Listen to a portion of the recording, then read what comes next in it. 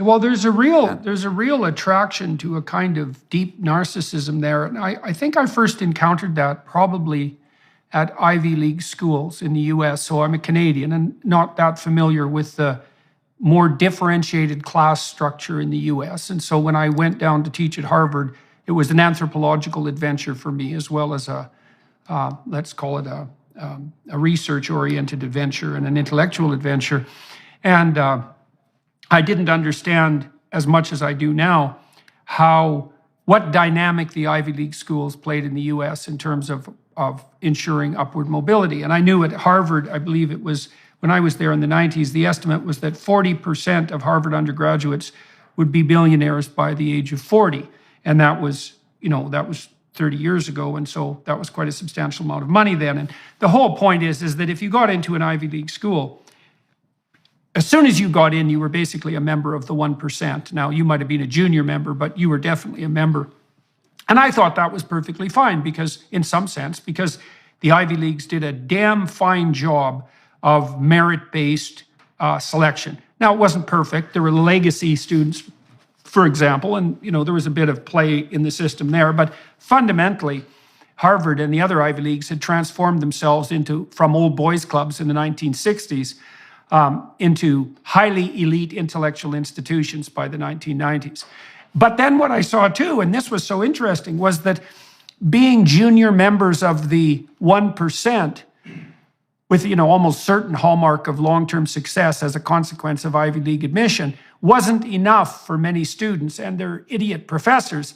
They had to have the label of oppressed working for them too. So you had this strange spectacle, as far as I was concerned, of these unbelievably fortunate Ivy League students who were offered an opportunity that, well, is really unparalleled in human history, not only benefiting as a consequence of being the beneficiaries of this amazing system, but simultaneously claiming the status of the poor and oppressed, and claiming at the same time to be avatars and representatives of that oppressed group. And I thought, Jesus, you guys, like being rich and powerful in junior form isn't enough for you. You have to have all the virtues of the rich and all the privileges and opportunities, and you have to have all the virtues of the poor and oppressed at the same time. It's like that just seems to me to be a bit much. And you see that reflected in the people that you're describing, who have this unbelievable wealth and opportunity, and who yet put themselves forward as, canonical victims of an oppressive system. I think we're going to see in our lifetime, though, the end of the Ivy League, Stanford, Berkeley cattle brand as a mark of entree into the 1%. And by that, we're no longer into when we had proportional representation at admissions and hiring, that was sort of the modus operandi until George Floyd. So 12% of the student bodies were African American, even if they had, on an average, 200 points less than Asian students on the SAT, or we had about 65% white. Asians were, of course, treated like Jews in the 1930s. They were discriminated against, so their numbers would only be about 20%, where otherwise they would have been 40, and Latinos are about 12. But after George Floyd, we went into a radical compensatory or repertory admission. So Stanford, where I work, just announced their new class profile. It's 23% white, and out of that, 54% are women. So, and you have about 12% white males, and the SAT to accommodate that became optional rather than mandatory. But here was what was interesting about some of the statistics. They would not allow anybody to have information about how many students that were admitted this year actually took the optional SAT. They wouldn't release that. But they did, for some reason, release the fact, and I think they were proud of it, that of those very rare students, I think it's 0.1 or something, who get a perfect score, which is almost impossible to do on the SAT, in math and in the analysis and, of course, in English and composition, they rejected 70% of them. 70%. Wow. And so what we're seeing, you can see it in free fall, because what's happening when you bring a lot of students that were not competitive through K through 12, and almost instantly and arbitrarily you declare that they are Ivy League students, then they go into these classes, and then the professors are in this dilemma, because they either have to do one of three things. They either have to change radically the curriculum to facilitate Yeah. people that were not properly prepared, and they're doing that some, or they're going to have to radically change the grading system so that a person who would have gotten a D or C gets a B or A, and they're doing that in some cases. Or a few feel that they are going to die on the altar of standards, and they're starting to grade according to what people actually earn. But when we have 15,000 administrators or administrative staff and 16,000 students, you can see that we've got kind of a commissar system, and many of these are these new diversity, equity, inclusion czars. And so then if a faculty member does cling to standards, cling, I guess is a good word, then he has a systemic racist pedigree, because he's deliberately giving grades lower in this narrative to people of color. And the result, how it all works out, I think in the end, is that Silicon Valley and all these people privately, when you talk to them, they're either preferring, say, a coder from Georgia Tech than from Stanford, or themselves, they're actually giving tests to people stealthily. So if you want to go to work at Google, or you want to go at a startup, and you come with a Stanford bachelor's degree, that no longer is entree anymore, because they know that the degree is not competitive with Cal State, San Luis Obispo, or much less Hillsdale College. And so what they're doing is they're offering tests themselves, or I should say requiring it. And so I think in a very brief, Yale let in 50% of its student body was white. I think it was 55% female, so about 25% was white male of that campus. And so they've deliberately taken a whole demographic, and I think you wisely pointed out legacies and athletes. So out of that small reduced demographic are many, or if not the majority, of legacies. So what we've done now in the space of 3 years is pretty much disenfranchise the white working class male who had a chance to go to these blue chip universities on the basis of meritocratic SAT scores or GPAs. And they're no longer on campus anymore. They've disappeared in the space of, there's no room for them given the demands on this identity profile. One of the ways they discriminate against Asians, which is everyone's loss, right? To not maximize our exploitation of the productive and competent Asians, let's say, the way they discriminate against them is by deeming certain stereotypical Asian personality traits as not appropriate on the personality front. And they do that to gerrymander the admission criteria on the basis of race. And I think they've even, in the last 2 years, evolved beyond that. The old complaint against them was in this triad of the admissions profile, standardized test scores, GPA, and what they call community service or personality, whatever we want to talk about. It was amorphous. So they would go after Asian students with that, and they'd say, well, they're robotic, or they're one-dimensional. Okay. But now they've gotten rid of all standardized tests, and they don't even they don't need to do that anymore. So basically, they've upped they have the Asian admissions between 20 and 25 on the principle that they're about 12% of the population. They won't sue if they're 20 to 25, and they can exclude them any way they want now because there is no SAT.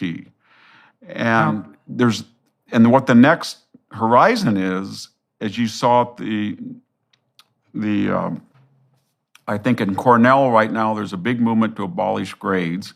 And at the new school, in New York, everybody wants to have an A, an automatic A at the new school. And we're going to see that because what's happening on these Ivy Leagues very rapidly, it's almost amazing. at kind of the speed of light, that graduation and admission are now synonymous. In other words, once you're admitted, Right. and that was true to some extent in the past, we're kind of reverting back to this, what you mentioned, the old boy gentleman C Ivy League of the 40s or 19th century. And now we're saying if you get into Harvard or Yale or Stanford and you can't do the work, you have a right to graduate. It doesn't matter. And we will make the necessary adjustments. You have to get something for your $300,000 in tuition. Ivies have generated this reputation of high quality that can be exploited. And what's happening right now is a huge invasion of parasitical exploiters. And a huge portion of those are the administrators. You said, what, there's 15,000 administrators at Stanford for 16,000 students? Yes. That's hilarious. Yes. That's hilarious. It is. There's no way that can last, man. So no, I mean, it's means very similar to the Russian army in its disastrous year in 1940, latter part of 41, when they had so many commissars that were overseeing military operations that had no intrinsic worth other than to impede and supposedly make sure that everybody was a proper Marxist-Leninist, that the German army almost got to Moscow. And then, of course, Stalin stopped it. In extremis, he said, you know what, we're going to start getting people like Konev and Zhukov and go back to a merit system. And what's sad about the university, they're adopting almost something like the commissar system, where we have these and here in California, almost every university has a diversity oath where a faculty member has to state explicitly what they have done and what they will do to encourage diversity, equity, inclusion. And every candidate has to make a statement about what they have done in the past and to show their commitment, kind of like the loyalty oaths, as you remember in the United States in the 50s. And it's very, this destruction of meritocracy is taking on all of the aspects in the past that were failed. So we have a commissar system that failed. We had the loyalty oath that was it was a war. It was a antithetical to meritocracy. And then by getting into these on the basis of race, and then not having to be subject to meritocratic performance standards, it's kind of like the British Army in the 19th century, or especially the late 18th century, where you could buy a captaincy. In fact, you had to be an officer, you had to put up money. And the irony was, one of the reasons of the startling success of the Napoleonic system was that after the revolution, they did have a meritocratic standard for officer corps, and the marshals of France were not all aristocratic. They were merit-based, and the French army ran wild for 15 years on that basis until it was exhausted. But the point I'm getting at is, if you thought you couldn't come up with a better system if you planned for years how to destroy this Ivy League brand than destroying standardized tests, admitting people that could not take the test and perform at a level that would be, I guess you would say, admissible at almost anywhere else. I taught at Cal State Fresno, and Cal State Fresno for 20 years I taught there. Those standards at that time that I was there the admission standards are more rigorous than the Ivy League now. Everybody had to take the SAT. You don't have to do that anymore. And we never had people, it was politically correct, but we never had people looking over our shoulder. We never had students that would report us for untoward language or unwoke language, or we never had a dean call us up and said, you're late on your diversity statement. And so it's inviting a level of corruption the corruption of this system is just because we have these people who are writing these statements, and I've seen them. And I mean, it's tragic. It's tragic, if not pathetic, where they're saying. And when I was 8 years old, I sat on a bus with people who weren't white, or on the other hand, when I was 15 years old, somebody called me a name, and ever since, I've been cognizant of the racist nature of America. And none of this has anything to do with being able to teach a classical language or build a bridge or design a coding system. And it's going to have consequences if it hasn't already. I think it already has. I guess what I'm getting at is that whether it was the COVID lockdown or the George Floyd ignition of the acceleration of the woke movement, we're in really revolutionary times as far as higher education. And the economy, I don't think, is, given the smaller pool of applicants and people not choosing to go to, there's no economic rationale to support these universities in their present course. And I think there's going to be a radical change. I used to talk to people in Silicon Valley and they would say, Victor, we know that Stanford doesn't teach very well, but they do one priceless bit of research for us. When we hire a Stanford graduate, we know that they had to be very, very bright on test scores and GPA. And now, if you take that away, they have no reason to tap their graduates since they're not going to learn very much, and their admissions are no longer meritocratic. And so I don't know. Yeah, well, that's and then the other especially thing true. that they sold was they said to the employer, we will train people and you will like them, but even if we don't, we were so stringent and careful in our admissions, you're going to get somebody that's naturally talented. But then they also, with a wink and a nod, said this to the parent, and we're going to get the scions and the children of the elite, and we're going to have them all here. And so you mentioned the social interaction of a campus experience. Yeah. But they can't even offer that anymore, because if you are making your criteria based on gender and race and sexual orientation and not merit for whatever reason, then the chances are that people are not going to, at Harvard or Yale or Princeton, have a roommate whose father had a corporation that he wanted to work in, or a coder, all of those ties that they, with a wink and a nod, sell the parent, because they're not even a clearinghouse for the elite anymore, where they make these relationships that last throughout their entire life to their own benefit and advantage. They can't even sell that. So in a very,